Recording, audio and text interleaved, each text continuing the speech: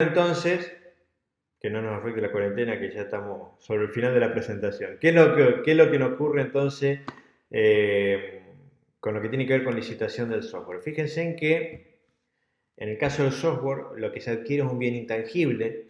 Normalmente los montos asociados con las licitaciones de software son muy superiores a equipamiento. Es decir, si ustedes adquieren, por ejemplo, computadoras, el hardware, lo tangible, y el software, normalmente el software puede tranquilamente exceder ampliamente lo que vale un equipamiento. Y el talón de Aquiles de tal adquisición está en los pliegos y bases de condiciones, ¿sí? Donde tienen que ser muy cautelosos para saber que ustedes están pidiendo correctamente lo que ustedes pretenden que les entreguen. En este contexto, ítem mínimos a tener en cuenta son el objeto de la licitación, es decir, para qué lo están haciendo. Parece una locura, pero tiene que quedar bien claro que van a adquirir un programa informático con tales características. ¿Cuáles son los conceptos generales o condiciones que se tienen que tener en cuenta? ¿Por qué? En el pliego se usan terminología específica, tienen que aclararla para que ante cualquier contradicción, cualquier oferente se va a circunscribir a lo que dice el pliego. Si ustedes dijeron para mí, entiendo por licencia un contrato entre dos partes y después vienen a hacerle algún planteo que entendieron mal, ustedes le van a contestar, discúlpeme, esto estaba en el pliego de base y condiciones, usted para ofertar tuvo que firmar y aceptar los términos del pliego de base y condiciones, con lo cual nos circunscribimos a lo que está explícitamente indicado en el pliego. Por eso es tan importante indicar en las cuestiones previas todos los conceptos que ustedes crean conveniente o que eventualmente podrían dar lugares a malos entendidos. Información complementaria a la que ustedes deseen, los requisitos funcionales, es decir, qué es lo que tiene que hacer mínimamente el sistema, sean tan precisos como sea posible. Los requisitos no funcionales, por ejemplo, quiero una interfaz gráfica, no quiero una interfaz tipo carácter, quiero que se pueda utilizar con las manos, que sea táctil, no solamente con el mouse, etc. Esas son cuestiones no funcionales, que no tienen que ver con que ustedes le digan, quiero poder hacer el arqueo de caja. Esas son dos cuestiones distintas, ¿sí? Las posibilidades de cómo usan el sistema ajena a la funcionalidad se denominan requisito no funcional. Aquellas cuestiones, procesos, actividades o tareas que ustedes necesitan automatizar pasarían a integrar lo que son los requisitos funcionales. La oferta económica en sí, las condiciones que ustedes van a imponer tanto para el pago o cuestiones que tengan que saberse en el pliego y condiciones previamente, por ejemplo, si van a abonar en dólares o van a abonar en pesos. Ojo con este tema en la industria del software, normalmente si estamos hablando de desarrollo de sistemas a medida, no sería una locura que la licitación sea en dólares, porque casi todas las empresas en Argentina que están en desarrollo de mediana grande están exportando, con lo cual, a ver, ustedes pueden poner en peso exclusivamente, no se le va a presentar a nadie, ¿me explico? Salvo que sea un sistema chico, que lo puedan abordar localmente, etcétera, pero eh, ninguna empresa grande va a ofertar algo racional. Si lo oferta en peso, eventualmente, precaución con el inflador de precios, ¿sí? Porque es probable que se esté cubriendo de antemano. El otro aspecto son las modalidades de presentación de ofertas, cómo se vayan adelante las consultas y la lista de verificación que ustedes mínimamente quieren que entreguen, ¿sí? Recaudos especiales, mucho cuidado en Industrial Software con director de proyecto. ¿Por qué? Normalmente en software hay demasiado idóneo y de los profesionales no todos están matriculados. A ver, ¿ustedes se le ocurriría ir a un juicio a litigar con una persona que dice ser abogada y que no está matriculada? Ni una ni otra. O sea, si van a un juicio, tiene que ser un abogado, estar inscrito en el colegio de abogados y tener su matrícula al día, sin sanciones, etcétera, etcétera, para poder iniciar una acción previo de pago de los aranceles que tengan que hacer en la caja forense. A nadie se le ocurriría lo contrario. Ustedes van a presentar un balance, ¿se le ocurriría decir, Juancito es mi amigo, él me lo firma porque es colega? No. Tiene que ser contador con matrícula, van al consejo, lo hacen visar, etcétera, etcétera. Bueno, lo mismo en esto. Si ustedes están hablando de un desarrollo de un sistema a medida, tranquilamente un desarrollo a medida de un sistema mediano puede valer 500.000 a $1.000.000 sin ningún tipo de inconveniente. Ni que hablar si el destinatario de esto es un gobierno. Es decir, ¿por qué? Por la complejidad, por el alcance, por los viáticos que se necesitan, etcétera, etcétera. Porque el know-how lo tiene otra empresa y no la tiene el gobierno, porque si no, muy simple, lo haría el gobierno, se lo desarrollaría localmente. Pueden haber 1000 variantes que puedan actuar de fijador del precio en una oferta dada. En este sentido, estamos hablando de proyectos normalmente grandes, donde se requiere seriedad en el manejo del proyecto, de los tiempos, de los entregables.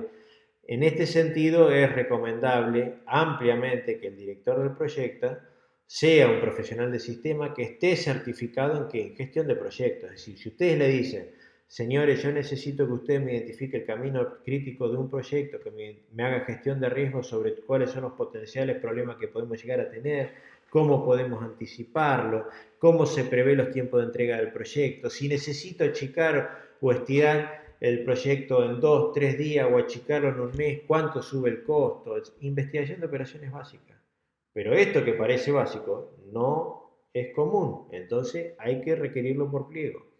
El otro aspecto es la planificación del proyecto vinculado con lo que estamos hablando. Si una persona que está certificado por el Project Management Institute, ustedes le van a decir simplemente, dame el detalle de actividades del proyecto, que técnicamente uno dice, dame el Work Breakdown Structure, dame la estructura de trabajo desglosada, y rápidamente nos vamos a entender de que le estamos pidiendo las actividades principales, las subactividades y tareas, el orden de dependencia, identificación de caminos críticos, breve descripción de cada uno de los objetivos de las tareas, etcétera, etcétera, etcétera.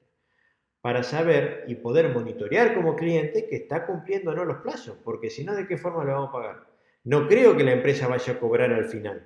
Es muy probable que pretenda cobrar sobre avance de obra, por lo cual la planificación de proyectos es esencial.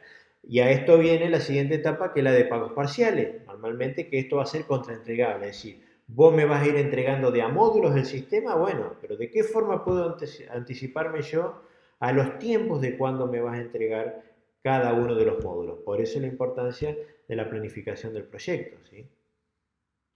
Ojo, que la aceptación de un entregable constituye una aprobación parcial del sistema. No se confundan con eso. Es decir, me hizo el sistema de facturación y después me hizo el de contabilidad, ¿sí?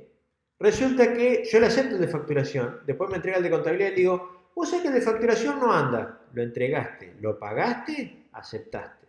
Salvo que explícitamente dejes hecho el recaudo por otra variante. Pero es lógico, porque si no sería un sistema de nunca terminar. Desde el momento que vos pagás el módulo, porque aceptás la complementación de los requerimientos funcionales y no funcionales de lo que se requirió por pliego de base y condiciones.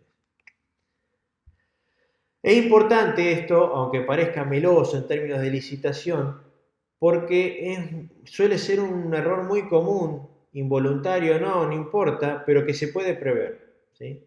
Con buenas prácticas de trabajo y gestión de proyectos se puede prever. En definitiva, tengamos en cuenta para cerrar la materia, la unidad 7,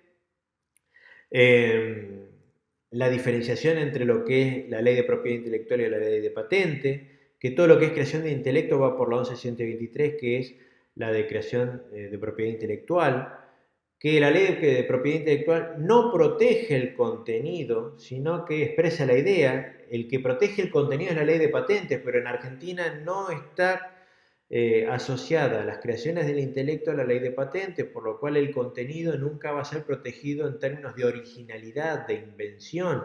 Recuerden, si ustedes inventan la cura del COVID o inventan una fórmula química o inventan este algoritmo de comprensión, no va a poder ir por la ley de patentes, ¿sí? Hay un proceso específico para lo que es registración del software, pero lo único que hace es proteger y dar fecha cierta de la expresión, no del contenido. Para lo que es creaciones, tenemos el modelo de utilidad y los proyectos de invención, que es lo que protege la ley de patentes, pero en general son productos tangibles. A su vez tenemos la ley de habeas data, que es lo que regula qué es un dato personal y qué es un sensible. Recuerden que el dato personal es todo aquel dato descriptivo de la persona, sin que ello exponga directa o indirectamente inclinación sexual, origen racial, orientación religiosa, etcétera, etcétera. Del momento que cualquiera de estas variantes da idea de la orientación sexual, etcétera, se convierte en un dato sensible. ¿Sí? Todas las bases de datos deben ser registradas. Hay una ley específica que es la de habeas data que regula cómo hacerlo y ustedes tienen el derecho a saber qué información les están pidiendo, con qué objetivo, cómo se va a guardar y durante qué tiempo, como así también a darse de baja de esas bases de datos. Y en este contexto es importante también que tengan en cuenta el concepto del delito informático, este hecho tipificable, punible, ¿sí? Antijurídico, que es muy importante desde el punto de vista de la definición para saber qué es un delito. Y en el caso del derecho, de la última modificación del Código Penal, en este sentido obviamente, porque ha tenido varias, se han incorporado desde el hackeo a los sistemas, la modificación de datos, la lectura no permitida de correo electrónico, etcétera, como delitos tipificados. Al estar tipificados son punibles, es decir, son plasibles de una sanción. En este contexto también se ha incorporado la modificación del concepto de documento, habilitando en el Código Penal que documento es aquel que representa un determinado dato independientemente del medio, si es electrónico o no, ¿sí?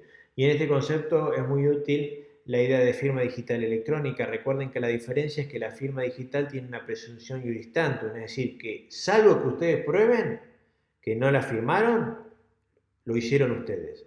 Mientras que la firma electrónica, la otra persona, el demandante, tiene que probarme que yo firmé, ¿sí? Y en la licitación del software, aspectos críticos, que los directores en los proyectos de software sean realmente informáticos con certificación en gestión de proyectos, para que ustedes tengan la tranquilidad de que los tiempos, los recursos son adecuadamente gestionados y que los entregables, esos módulos parciales van a ser entregados en tiempo y forma. Esto tiene que ver con el grado de madurez de la gestión de proyectos de las personas que intervienen en este tipo de desarrollo y dentro de lo que es la licitación, mucha precaución con todos los conceptos y condiciones previas. Traten de incorporarlo y ante la duda, siempre en una licitación el oferente tiene que aceptar el pliego y base de condiciones, con lo cual si ustedes lo indicaron en el pliego y base de condiciones y lo aceptaron, ya esa interpretación está en el pliego y no da lugar a malos entendidos y le evitan un montón de dolores de cabeza. Gracias por su atención.